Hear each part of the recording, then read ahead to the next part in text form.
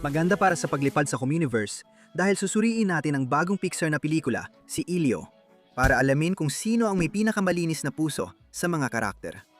Maganda kang masakop. Pero kakalating ko lang dito. Ngayon, sisimulan natin sa pinakamasama, pero baka mabigat ang salitang yon. Ano yung mala impyernong tunog? Tigilan mo! Dahil ang pinakamasamang karakter natin ay nasa gitna ng tama at mali. Pinakamababa sa listahan ng kontrabida ng pelikula, si Lord Grigon, the Blood Emperor of Hylurg. Sa pangalan pa lang, hindi nakatakatakang si Grigon ang may pinakamababang moralidad sa grupo. Ang papel niya ay medyo katulad ng K-Anxiety mula sa Inside Out 2, kung saan nagiging epektibo siyang kontrabida, pero kaaya-aya pa rin at sa kaibuturan, may mabuting puso. Sapat na ang dahilan para ilagay siya sa pinakamababang pwesto sa aming listahan. Si Grigon ay nasisiyahan sa sakit at pagdurusa ng kanyang mga kaaway at ipinagmamalaki ang takot na dulot niya sa kanila. Nawa ay tulungan ng Diyos ang sinumang hindi kumilala sa sindak na yon. Kaya dapat nating ibigay kay Grigon ang Rat-Sinner Medal dahil kapag inakalaman lang niyang insulto ang isang bagay, nawawala siya sa sarili. Tandaan, hindi pa kasama riyan ang iba pang intergalactic na krimen sa digmaan, terorismo at pagpapabaya sa mga bata na siya ang may gawa. Dahil kahit na nagbago siya sa huli, malakas ang pahiwatig ni Grigon na tinawag siya ng kanyang ama na pabigat, problema at kabiguan. Pumapatay siya ng maliliit na hayop para maglibang habang nakikipagnegosasyon. Pero baka kultura lang nila yon. Mas gusto ng mga Hilergian na makipagnegosasyon habang nagsisigawan sa ere.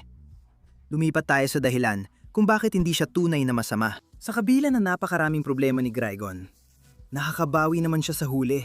Napansin niyang napalitan si Glordon ng doppelganger. Ginulo niya ang Communiverse para hanapin ito. Mas kahanga-hanga pa sa huli, nang halos magyelo na si Glordon sa lamig, binuksan ni Grigon ang kanyang balute. Isang bagay na magdudulot sa kanya ng matinding kahihiyan at kawalang dangal. At binalot niya ang kanyang anak para iligtas ang buhay nito. Sinigurado niyang kahit hindi siya maintindihan ng anak niya, mahal pa rin niya ito. Hindi natin siya nakitang bumalik sa baluti ng labanan, kaya't malamang nagpapahinga muna siya para magkaayos sila ng anak niya. Siya na siguro ang pinakamalapit na kontrabida dito. Pero hindi naman siya totoong masama. Sige, siguro medyo masama siya. Pero parang si Bowser na may malambot na puso para sa anak niya. Kaya nagiging hindi siya ganoon kasama. Kahit wala siyang masyadong redemption, si Caleb ay isa pang karakter na hindi natin talaga matatawag na masama. Habang si Grigon ay maraming hindi magandang ugali at bumawi sa pamamagitan ng isang gawa ng pagtubos, si Caleb naman ay kabaligtaran. Hindi naman siya mas masama sa normal na bully. At hindi rin siya ganong bully, bagamat hindi niya dapat ginulo ang space communicator ni Elio. Ang katotohanan ay inatake pa rin siya ni Elio ng pisikal dahil lang sa isang hindi sinasadyang aksidente. Sumobra si Caleb sa pambubuli kay Elio sa boarding school camp. Pinilit pa niya magbihis ng alien ang mga kaibigan para takutin at pilitin siyang kumain ng isang bagay. Hindi ko nakita dahil sobrang dilim. Insekto ba yon o bato? Kahit ano pa, hindi talaga pang 5-star ang pagkain. Si Caleb, hindi super villain pero hindi rin mabait. At para tapusin ang gray area na ito, narito ang clone ni Glordon. May maliit pero mahalagang papel siya sa pelikula. Nang ibinunyag ni Glordon na ayaw niyang maging Hylergian war machine. Na makatuwiran naman. Naisip ni Elio na gamitin ang cloning clay para gumawa ng duplicate na papalit sa kanya. Samanas para sa clone ni Glordon na dapat bigyan ng Darwin-Sinner Medal dahil sa ikli ng buhay, masyado siyang sabik maghasik ng lagim sa kalawakan at sumipsip ng dugo ng mga kaaway. Kahit si Grigon ay halatang nabahala sa mga pinagsasabi ng taong ito, kaya agad niya itong tinapos. Habang ginagawa niya ang trabaho, maiisip na lang kung anong magagawa pa ng maliit na salot kung palalayain talaga. Buti na lang mas magaan at masaya ang pelikula. Lumipat naman tayo sa mga dalisayang puso sa iba't ibang antas na bumubuo sa mabuting bahagi. Nandito ang Universal User's Manual. Kahit madalas lumabas ang karakter sa trailer, hindi ito masyadong nagamit. Parang cosmic na Google search na alam lahat mula sa kahulugan ng buhay. Sino ang mananalo sa hypothetical na laban? Hanggang paano makipag-usap sa mga intergalactic na warlord? Nakakuha ito ng Pride-Sinner Medal dahil sa pagmamataas sa nalalaman nito. At nainis kapag walang interes ang iba sa kahulugan ng buhay. Pero marami pang mas mahalagang tanong na pwedeng itanong. Tulad ng kung bakit galit na galit sa kanya ang mga multo sa Pac-Man. Sunod naman ay ang unang kaibigang tao ni Elio, si Bryce. Kahit ipinakilala siya kasabay ni Caleb, mas masalimuot ang karakter ni Bryce. Kahit may dahilan si Bryce na magalit kay Elio dahil sa pananakit niya sa kaibigan at pagkakapahamak nila, nagpakita pa rin siya ng malasakit at ayaw saktan si Elio. Habang sumama siya sa plano ni Caleb na takutin si Elio sa kampo, inulit niyang wala silang balak saktan si Elio. Nang muntik suntukin ni Caleb si Elio, pumagit na si Bryce. Kalaunan, humingi siya ng paumanhin at tumunong iligtas sina Elio at Olga mula sa mapanganib ng mga debris sa kalawakan habang pauwi sila sa Communiverse. At para sa sinumang maaring nakaligtaan nito, ipinakita sa mid-credit scene na naging tunay na magkaibigan sina Bryce at Elio pagkatapos ng lahat. Kaya naman, hindi na kailangang sabihin pa, talagang nakabawi siya sa mga pagkakamali niya. Si Mr. Melmac ay hindi naman kailangan makabawi, kundi mapatunay ang tama siya. Oo, magulo talaga ang tao. At minsan, handa siyang isugal ang sunog sa kuryente at masira ang satellite para lang makausap ang mga alien. Isang medyo nakakalokang panganib, pero nabawi naman ito ng katotohanang tama pala siya simulat sa pool. Katulad ni Bryce, nakakuha rin siya ng hero points matapos tulungan sina Elio at Olga sa ikatlong yugto.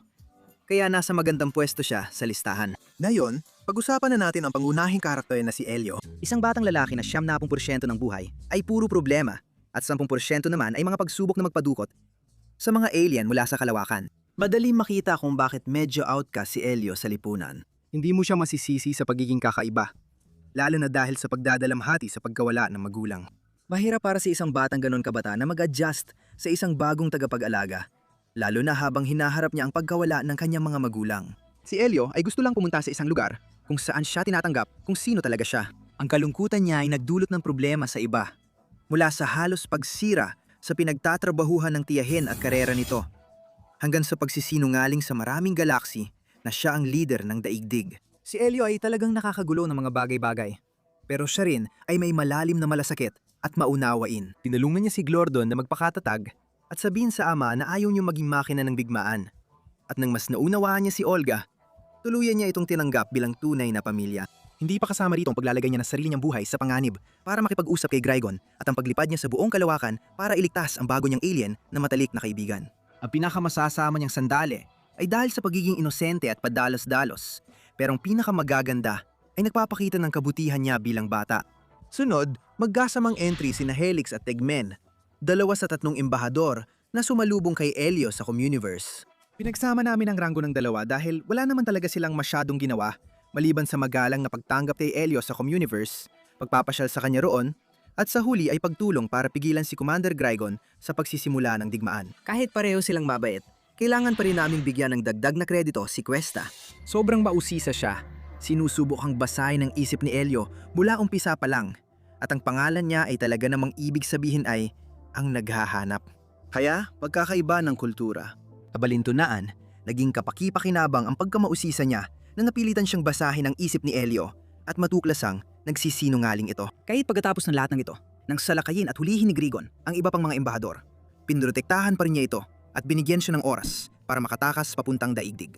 At balik ni Elio para iligtas ang lahat, inalok siya ng mga embahador na maging miyembro bilang tanda ng katarungan at danggal. May isa pang babae mula sa pelikulang ito na mas nagpahanga sa amin at walang iba kundi si Tia Olga. Nakakagaan ng loob na matapos sirain ng live-action Lilo and Stitch ang mensaheng Ohana means family, dumating si Olga para buhayin ito muli.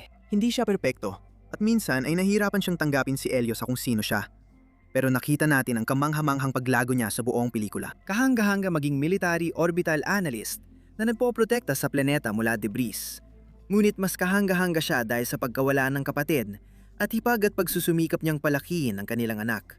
Nagkamali rin siya, tulad ng pagpapadala kay Elio sa boarding school camp na ayaw naman niyang puntahan.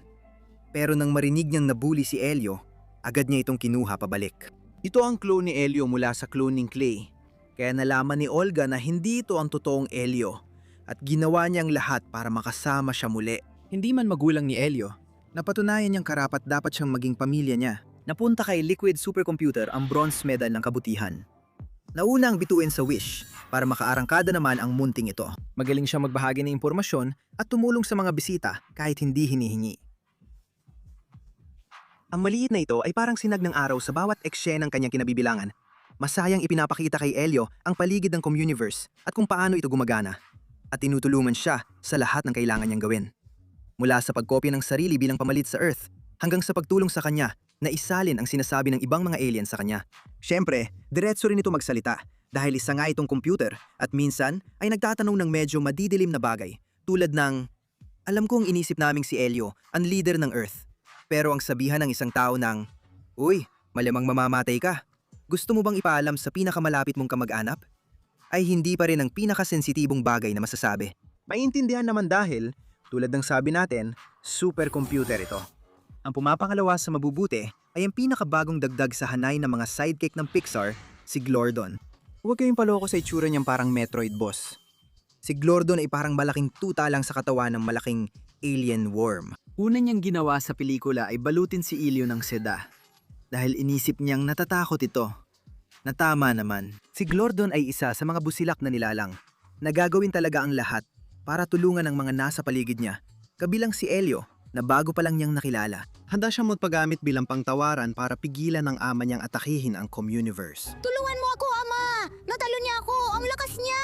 Kahit takot siyang maging makina ng digmaan tulad ng inaasahan ng kanyang lahi. Iniligtas niya si Elio sa pamamagitan ng pagiging pansamantalang kukon sa gitna ng rumaragasang lava. Lahat ng ginagawa ni Glordon sa pelikula ay para sa iba. Kaya isa siya sa pinakamabait at walang pag-iimbot na sidekick ng Pixar. Pero dapat nating bigyan ng gintong medalya ng kabutihan ang sidekick na nagbibigay pa ng higit sa sarili niya, ang clone ni Elio. Bago ang lahat, ang video na ito ay hatid ng Wicked Binge Channel Memberships. Maaari kang makakuha ng maagang access sa aming mga video bago pa man ng iba at makakakuha ka rin ng mga emojis at loyalty badges na para lang sa mga miyembro kapag sinuportahan mo ang channel sa pamamagitan ng membership. Alam ko, technically, ang clone ni Elio ay sumusunod lang sa utos na magpanggap na normal kapalit ni Elio. Sa totoo lang, sobrang galing niya, kaya sa itaas lang siya pwedeng ilagay. Isa siyang tunay na santo para sa kanyang mga tiyahin, mula sa pagluluto ng hapunan para sa kanila, hanggang sa paghuhugas ng kanilang mga pinggan. Nang mabunyag siya, magalang niyang ipinaliwanag kung bakit siya nandoon at tinutulungan si Olga hanapin ang totoong Elio. Pagkatapos nila magkita muli, naghanda na ang clone na mabulok at inalok ang dalawa, na gamitin ang kanyang mga labi bilang pataba. Ngunit nang humiling pa sila ng isang pabor, naging pang-abala siya para makapasok sina Olga at Elio sa pinagtatrabahuhan ni Olga. Kung hindi dahil sa sakripisyong ito, hindi sana nailigtas sina Elio at Olga si Glordon at baka pati ang buong universo. Ginawa pa ito ng clone ni Elio nang walang hinihining kapalit. Dahil dito, nakatanggap siya ng malaking thumbs up at gintong medalya ng kabutihan.